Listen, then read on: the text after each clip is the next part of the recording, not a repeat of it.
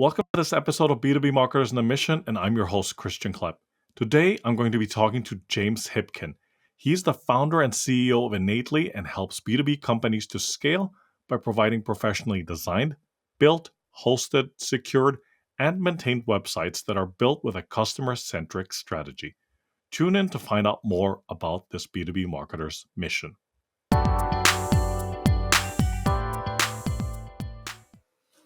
All right, Mr. Hipkin, I'm going to say welcome back to the show. It's always a pleasure to have you.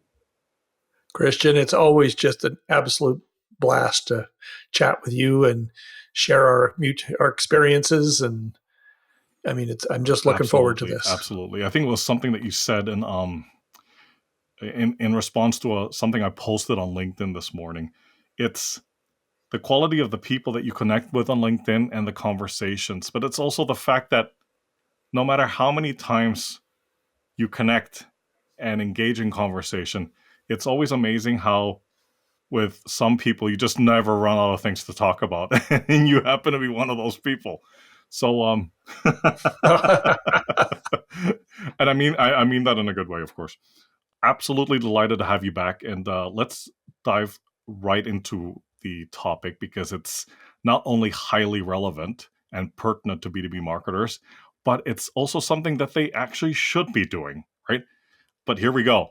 So you're obviously quite the expert in when it comes to B2B digital marketing because you help companies rise above the increasing noise out there. And I know that you talk a lot about digital noise, when you post on LinkedIn. But for this conversation, let's focus on a topic that I think has become part of your professional mission: how a deep understanding of your target audience will lead to better results. On the surface, that kind of sounds like something that's table stakes and pedestrian, but you and I both know that there are so many companies and so many B2B marketers out there that don't do this right. So I'm going to kick off this conversation with the following question. Why are avatars of your target audience and buyer's journey maps crucial to B2B marketing success? Well, I'll tell you, they're crucial because in this world, the average person is exposed to between 6,000 and 10,000 marketing messages a day. And I have what I like to call the world's most boring slide that I use when I'm speaking about this. It's a white field with a big gray blob in it. And what that's representing is this is the marketing landscape from your customer's point of view.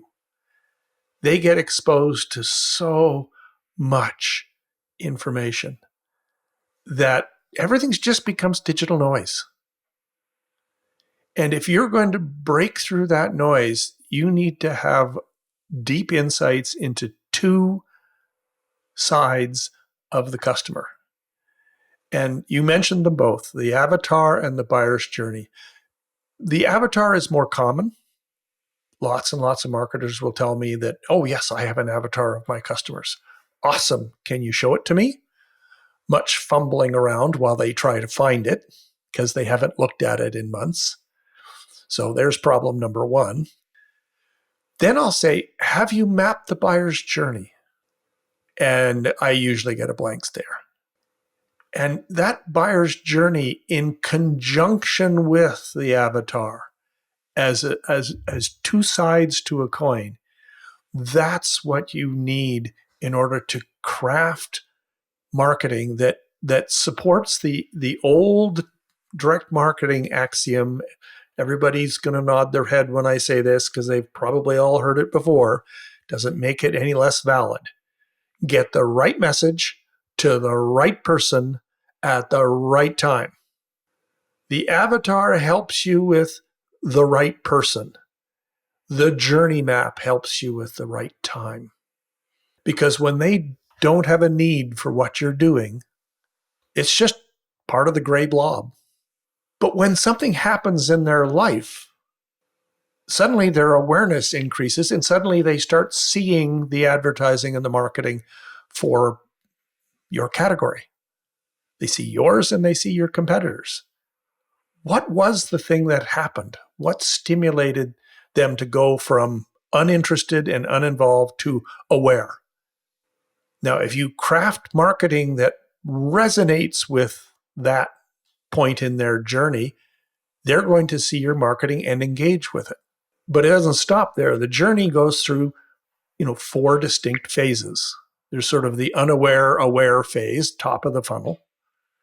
Then there's the 2 phases in the mid funnel, and the mid funnel has 2 phases. It has consideration, and that tends to be where they're doing research work, exploring what their alternatives are, investigating what's going on these days, into prospecting, where they're actually making decisions about who they're going to go with.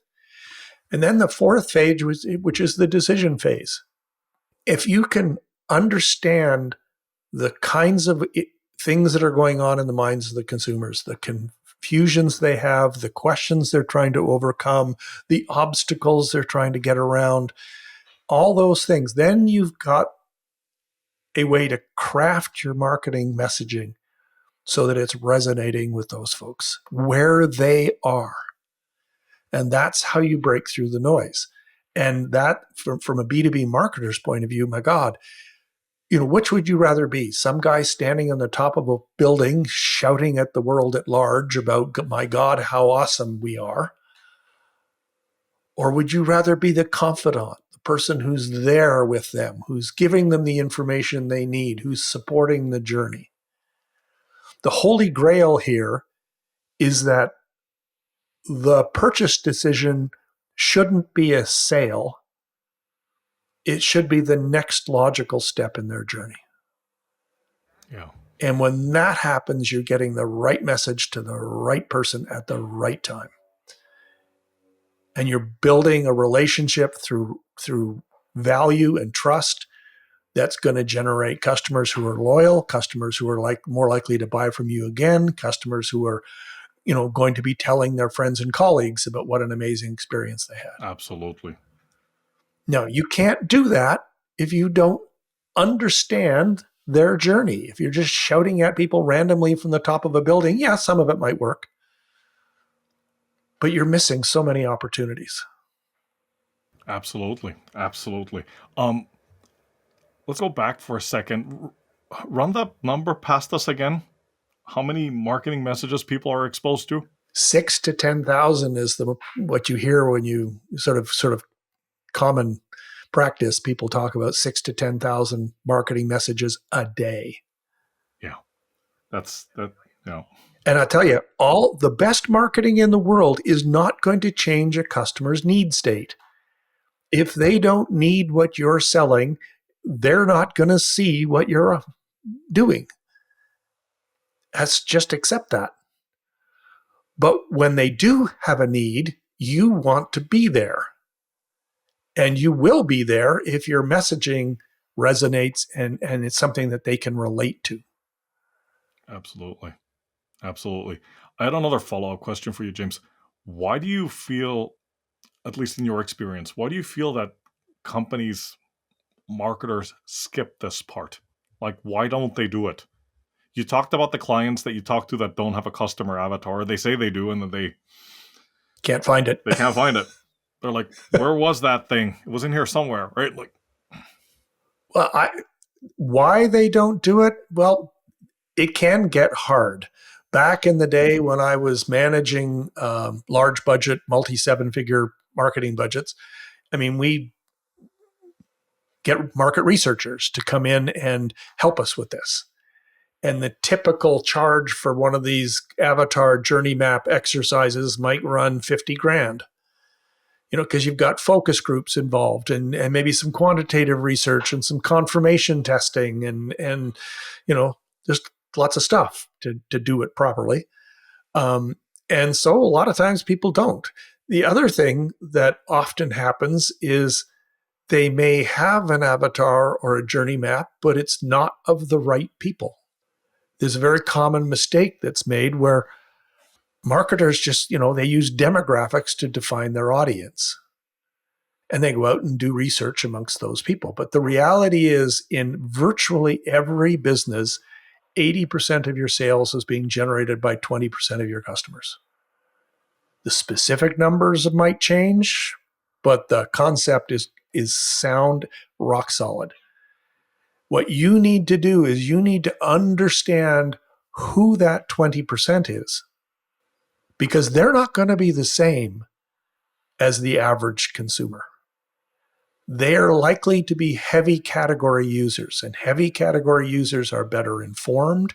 They're more knowledgeable. They have more experience. They better understand your product, and they better understand your competitors' products. So you need to speak to them in your marketing like you know this. So doing the avatar work and the buyer's journey work is important, but you also need to do it with the right people. Now, the other reality is, in this crazy, crazy world that we live in, Christian, people are all over the damn map. It's not the linear journey that maybe existed 20 years ago. I mean, people pop around. So you need to craft your marketing in a way that anticipates and accommodates that. So it can be hard work. But I'll tell you, the results are spectacular. If you can imagine for a second, your competitor's customer base sort of reflects the market in total. 80% of their customers are occasional buyers, and 20% of their customers are frequent buyers. But your customer base, because you've done this work, 40% of your customer base are frequent buyers and 60% are occasional buyers. You have the exact same number of customers as your competitors, but you're generating 2, 3, 4x revenue from the same number of people. That doesn't happen by accident. That happens when you understand who those best customers are, what they're like demographically. Demographics help you set your media strategy, what they're like, what their characteristics are, what they're like as people. That helps you understand how to talk to them in your marketing.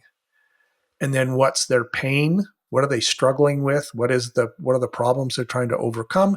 And then what's the gain that they get from you? And so you need to understand the mindset and the details at each of these phases in order to craft, marketing. One of the other things that I talk about is the hub and spoke strategy. Yes. Where the website is the hub, the media channels are the spokes, and the content and messaging strategy is the rim that holds it all together. Well, the avatar and the journey map help you with all of that. Absolutely. And we're going to get into the research aspect of it in a second. But before we do, you already brought some of them up. But let's dig deeper into some of the common pitfalls that marketers should avoid when they're thinking about customer avatars and buyer's journey maps. Well, a common thing, again, it's the issue between best customers and regular customers. If you're talking to the middle of the bell curve, yeah, there's lots of people there, but they're not heavy spenders, and all the marketing in the world is not going to change that. That's the nature of who they are and their situation. The other common mistake that's made is in the how.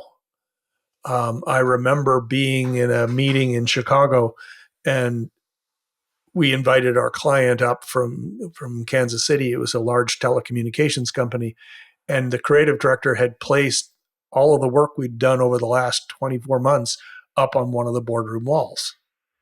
And she turned to them and she said, "Do you see the problem?" And of course, they didn't see the problem. They're like, "Well, it all looks great."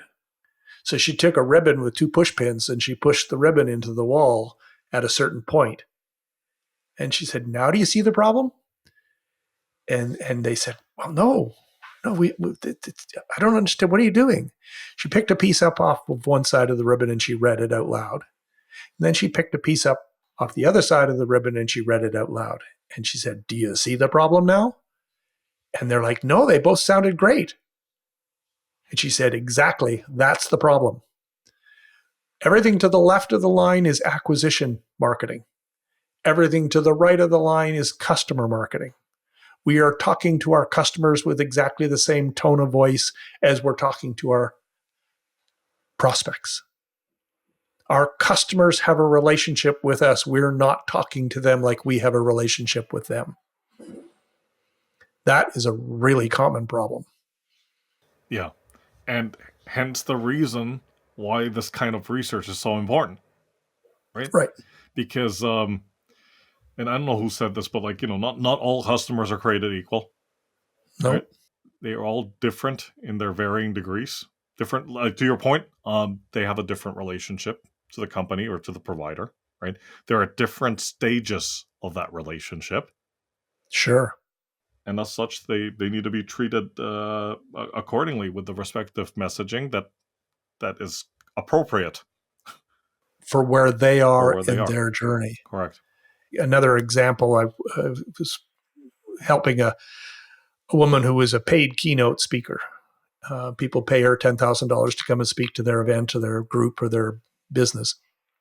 And when we got right into it, she had 3 distinct target audiences in her 20%. There were event project managers whose primary motivation was don't make me look bad, right? There were corporate HR directors who were bringing her in to help her so that she could help their senior executives be better communicators. And then there were solo senior executives, mostly women, who've been promoted to a position and were finding themselves on stages and they didn't really know what to do. Other than the gender being the same, those 3 groups are very, very different in terms of their motivations, in terms of their needs, in terms of their pain, etc. If you have avatars and journey maps for each of those subsegments in your audience, then you're going to be able to craft marketing that's going to support them, that's going to build a relationship, that's going to generate trust. One of the more controversial things that I talk about is I'll say to people, I want you to stop saying call to action, which makes everybody go, wait, what? Because they've been told for their entire career, you've got to have a call to action. It's vital that you have a call to action. It needs to be above the fold. Okay. A call to action is a marketer shouting at a customer and telling them what to do. Customers don't want to be shouted at and they don't want to be told what to do. If you create people like you pathways that call out to the subsegments in your audience and visually with headlines, maybe a sentence or two that communicates the benefit of what's going to happen if they select that pathway, and they click on that learn more button, 2 very powerful things have happened. They've told you exactly who they are, and they've given you permission to give them more information. Which would you rather have? People being shouted at and randomly clicking on buttons, or people selecting pathways? Effectively, they're exactly the same thing. But the mindset shift is really important. And the mindset shift is when you start to recognize that your audience and your target audience has personalities. There are distinct subgroups and they have different needs. And if you support that, you're going to get purchases that are the next logical step in their journey, as opposed to being tricked into buying something. As a marketer, which would you rather have? Well, of course you want to guide them, Yeah. right, down a path, right? Help them to make an informed decision, because we all know that most of the time in B2B, people are not ready to buy. No. Not yet. Not yet. They need a lot more proof, a lot more evidence Exactly. that you're the right fit. But if you rather than regurgitating everything you can think about on your homepage, on your website, Yeah. which is what people Yeah. do, right? How many websites have you seen? It's like, oh my Yes. God, where am I supposed to go? What am I supposed to look at? Where am I, versus a big call out that's, people like you. And then you choose that path and you get to a landing page that's full of information that's just completely relevant to who you are and where you are in your journey. That's why I say the avatar and the journey in combination Mm, is extremely powerful. absolutely. Absolutely. I know you brought up some aspects of research earlier in the conversation, but I'm going to move us on to the next question, which is focusing on how, or I would say, the recommendations that you have. Like, walk us through some of those important aspects of customer research that marketers should be focusing on to develop those relevant customer avatars and buyer's journey maps. Because, as you said earlier on in the conversation, it can get pretty overwhelming, Yes, it can. right? It can be a lot of work and it can be a lot of data. And if you don't know what you're doing, you're going to do all this work and not much is going to Right. come of it. Well, sometimes I like to tell the dad joke now. All right, here we go. You know the dad joke about the two guys in the forest who run across a bear? And the one guy says to the second guy, "Hey man, we got to run." And the second guy says to the first guy, "We can't outrun a bear." And this first guy says to the second guy, "I don't need to outrun the bear. I just need to outrun you." Uh, Right? okay. An Yeah. awful lot of marketing is the two guys in the forest with the bear. It doesn't have to be perfect. It just needs to be better than what your competitors are doing. And it doesn't even have to be a lot better because most people are pretty forgiving. If they think that you've got something that they can relate to and they understand, they're going to gravitate towards you. It doesn't take much because they're on a journey to solve a problem. And if you even hint at the fact that you've got a solution to their problem by just talking to them about things in their language, they're going to be all over that because this is hard work for them. They do, you know. So when you're doing this work, pick up the phone and call your customers. I know it's a shocking thing, but ask them, you know, tell them, this is that by itself. Even if you just do that, what happened to get you thinking about this to your life? What kind of steps did you go through when you were researching a solution? So how did you come to, choosing your sort of final top two, top three? And then why did you choose us? Get into those conversations and you will start to gain a tremendous amount of insight into what your clients are looking for. Because most people are nice, right? They'll answer your questions. And they'll probably be thrilled that you called them up and said, "Hey, I'd really like to know more about you and about your process and what you went through." It doesn't have to be all smarmy. They will value that. So yeah, you can spend money on research and a lot of big brands do and it's valuable getting focus groups and a professional researcher to help guide the conversation, that sort of thing. But anybody can pick up the phone and call their customers because if you spend a little bit of time in your data, you can pretty quickly identify who the best customers are. Have we talked about RFM in the past? Not that I remember. Are you familiar with RFM? Yes, but I'm pretty sure you're gonna help remind me a little bit. Okay. RFM is an All right. old analytics technique out of the direct marketing and catalog industry. It's an acronym. It stands for recency, frequency, and monetary. So if you go into your customer base and you find, first of all, do a filter for all of the customers who've bought from you in the last 2 months, 1 month, whatever's appropriate for your business. Okay.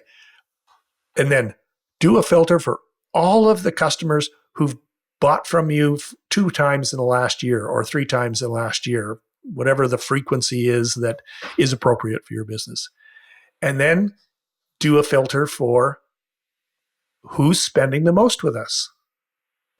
And if you score your customers based on recency, frequency, and monetary, you will very quickly identify who are the 20% that are generating most of your revenue. So that's step one, is figure out who it is you should be talking to. And then, you know, pick up the phone and call some of them. It's amazing what you can learn from just conversations with people. Yeah, no, I totally agree. I mean, I do quite a bit of that customer research myself, so I do not only understand, truly appreciate the value of going through that process. I had two follow-up questions for you, Mm-hmm. James, on the topic of customer research, and or just market research in general, where you also focus on customers. The first one is, what's your take on the importance of not just talking to current customers, but perhaps even talking to prospects in the past, um, that you would park under perhaps lost deals? Yep, for sure, because Yeah. their life is dynamic; it's not static, and you don't know when Hmm. things are going to change. This is one of the reasons why email marketing is so valuable and so important, because that sort of lazy river sequence of emails that you just generally send out to folks that have been in touch with you, it's full of valuable information, etc. You just never know when, but you want to have the metrics in place so you can track what they're doing. If they click on a link and go to a landing page on your website, you want to have a plan to do something about that, because they've just told you something, right?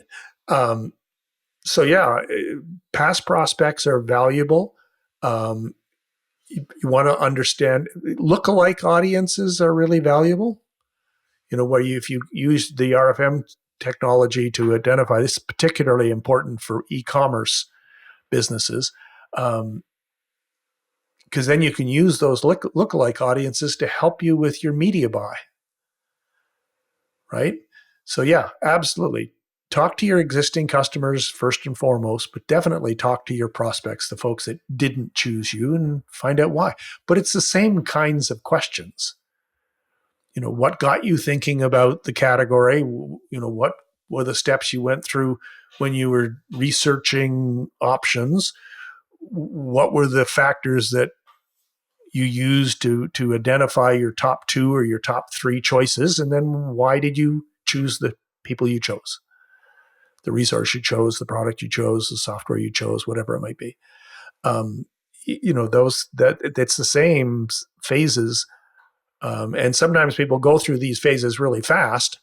I mean, in a, you know, consumer packaged goods world, it's still valid, but it's literally gets done in 30 seconds at the end of a grocery aisle. But consumers still go through the same steps. They'll see the grocery aisle and they go, right, do I have, do I have cereal for the kids? And, then they'll walk down the aisle and go, yeah, this. So what are my choices here? What am I look? Yeah, well, normally I buy this brand, but this other brand sometimes. So awareness, consideration, prospecting. I think I'm going to grab this one this time. It can happen really fast, or it can take 6 months, but the process is the same. No, that's exactly right. That's exactly right. In your professional opinion, how often would you recommend that customers or companies look at these avatars and these buyer journey maps to see if anything's changed and if they need to update them? It's probably worth checking in on a yearly basis.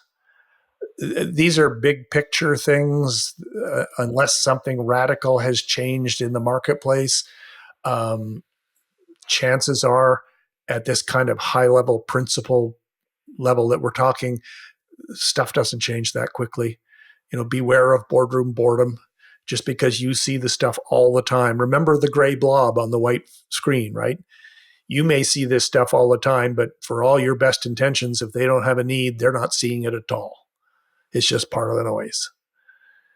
So you don't have to change things nearly as often as people think they have to change them. And these segments in your audience don't change all that quickly either. So once a year, maybe even once every 2 years, depends on your market, depends on your sector. If you're in a very volatile sector where there's a lot of technology changing very quickly, then you might want to do it every 6 months. But um, So the classic diplomatic answer, it depends. Fair enough. Fair enough. Um, we talked about this earlier in the conversation, but I wanted to go back to it. Lord knows you and I have probably come across clients like this. What do you say to people, or how do you deal with that pushback from clients that say, James, we don't need all this stuff. We don't need to do the expensive research. We don't need to do the customer avatars and the buyer's journey maps. We know who our customers are. What would your response be to somebody like that? Well, sometimes they're right. Sometimes they really do know what their customers are. But the reality is, this is where you get a lot of what I call inside out marketing. This is where the marketer is shouting at folks and with all the best intentions because they think they know what they're looking for. The shift in perspective is really important. And even if all you do is reach out and talk to people, it's going to change how you think about your messaging. It may not change what you're saying because your product is your product and it does what it does, but it may absolutely change how you say it. Because, people don't want to be shouted at. They don't want to be told what to do. But if you reach out to them with information that's germane to where they are, resonates with what they're searching for, they'll pay attention. Absolutely. Absolutely. Okay, my friend, you know the drill. We get to the point in the conversation where we talk about actionable Yep. tips.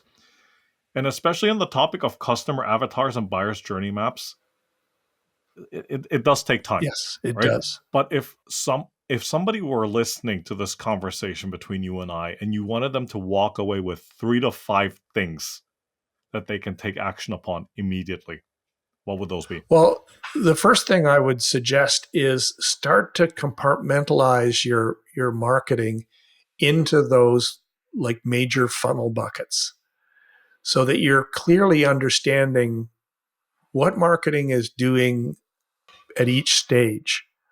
One of the principles, I mean, your digital marketing agency will probably talk to you about this. They'll call it message matching. When you're doing a Google AdWords campaign, you want the headlines in your Google AdWords to take people to a landing page that echoes what that headline was. You want those messages to match so that people aren't struggling with, am I in the right place? They're instantly comfortable. This is what I clicked on. I got to a page. This is what they're talking about. So that message matching is vital. And you can't really do that if you don't understand what part of the funnel you're attracting. If you're doing email marketing to prospects who've already engaged with you at the top of the funnel, you want them to go to those links to go to a landing page that recognizes that they're likely in the consideration phase or the prospecting phase. So that message matching is an important part, and you can only really do it if you understand who you're talking to, what is it that they're looking for, what is it that you're offering, and then where are they in their process, and then invite them to join you on the journey or for you to join them on their journey. And that's where I talk about stop saying call to action and start saying pathway.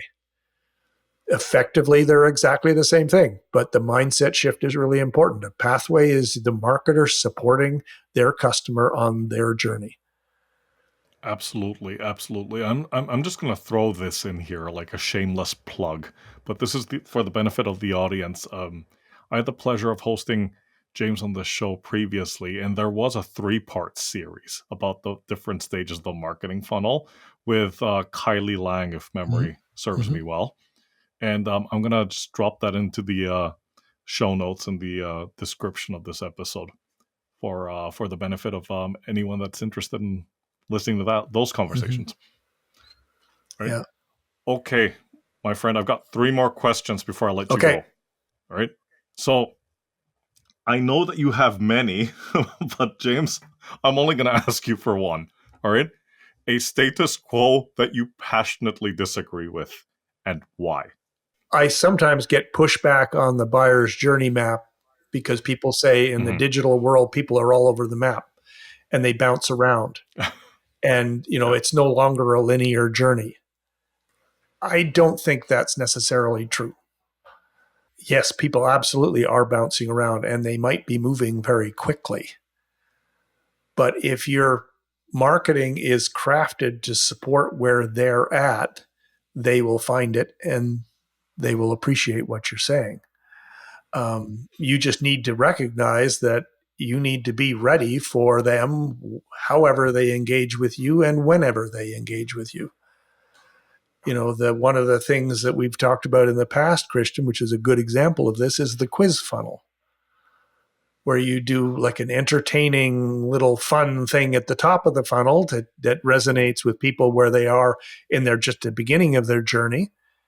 And then you draw them along. And then at the bottom of their funnel, you do a much deeper and more involved assessment survey that may take them 15, 20 minutes to complete.